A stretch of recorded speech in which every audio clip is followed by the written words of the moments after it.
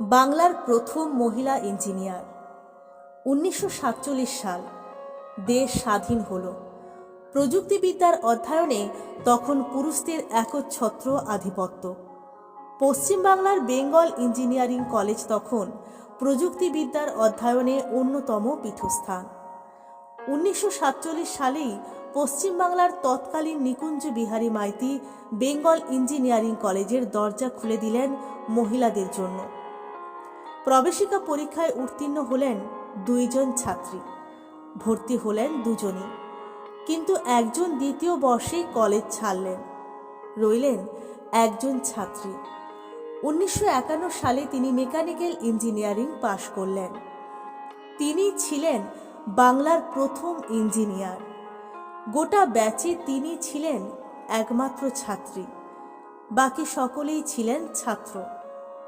তিনি ইলা মজুমদার, জন্ম 1930 সালের 28 জুলাই, বর্তমান বাংলাদেশের ফরিদপুর জেলার মাদারীপুর গ্রামে। পিতা যতীন্দ্র কুমার মজুমদার ছিলেন ডেপুটি ম্যাজিস্ট্রেট, মা ছিলেন গৃহবধূ। যতীন্দ্রবাবু ছোট থেকেই মেয়েকে মুক্ত পরিবেশে বড় করে তোলেন। 12 বছর বয়সেই ইলা সাইকেল চালাতে পারত। মাত্র 16 বছর বয়সে শিখেছিলেন জিপ চালানো। খুলনায় তিনি 9ম শ্রেণী অবধি পড়াশোনা করেন। এরপর 1945 সালে ইলাদের পুরো পরিবার কলকাতায় চলে আসেন। সেই বছর ইলা স্কুলে ভর্তি হতে পারেনি, ভর্তি হন পরের বছর। দ্বিতীয় বিভাগে ম্যাট্রিক পাশ করেন। এরপর তিনি ভর্তি হন আশুতোষ কলেজে, সেখান থেকে প্রথম বিভাগে আইএসসিতে উত্তীর্ণ হন।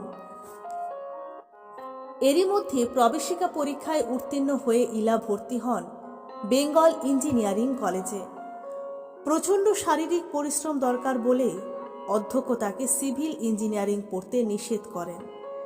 শেষে ইলা ভর্তি হন মেকানিক্যাল ইঞ্জিনিয়ারিং বিভাগে। প্রসঙ্গত উল্লেখ্য, তিনি ডাক্তারি পড়ার সুযোগও পেয়েছিলেন, কিন্তু যাননি। তিনি ছিলেন ওই কলেজের প্রথম মহিলা ছাত্রী তথা বাংলার প্রথম ইঞ্জিনিয়ার।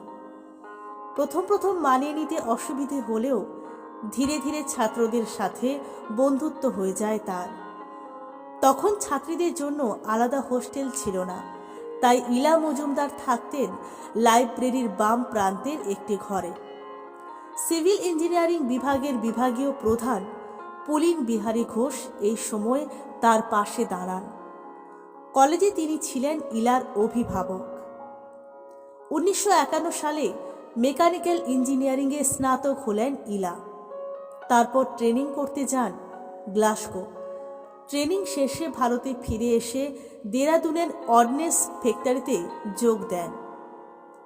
তিনি ভারতের প্রথম মহিলা যিনি ভারী যন্ত্রাংশ তৈরির কারখানায় কাজ করেছেন। সেই সময় ইলা থাকতেন স্টাফ কোয়ার্টারে। ওখানে 6 মাস চাকরি করার পর দিল্লি পলিটেকনিক কলেজে অধ্যাপক হিসেবে যোগ দেন। এরপর কলকাতার ইনস্টিটিউট অব জুট টেকনোলজিতে লেকচারার ছিলেন তিনি। কলকাতার প্রথম মহিলা পলিটেকনিক কলেজের প্রতিষ্ঠাতা ছিলেন তিনি। ইলা মজুমদার ছিলেন ওই কলেজের প্রথম প্রিন্সিপাল।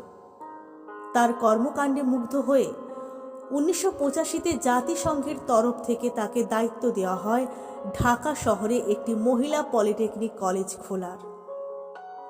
সেই সময় পশ্চিমবঙ্গ সরকার তাকে ছাড়তে রাজি ছিলেন না। পরে অবশ্য তিনি সাফল্যের সঙ্গে কাজটি সম্পন্ন করেন।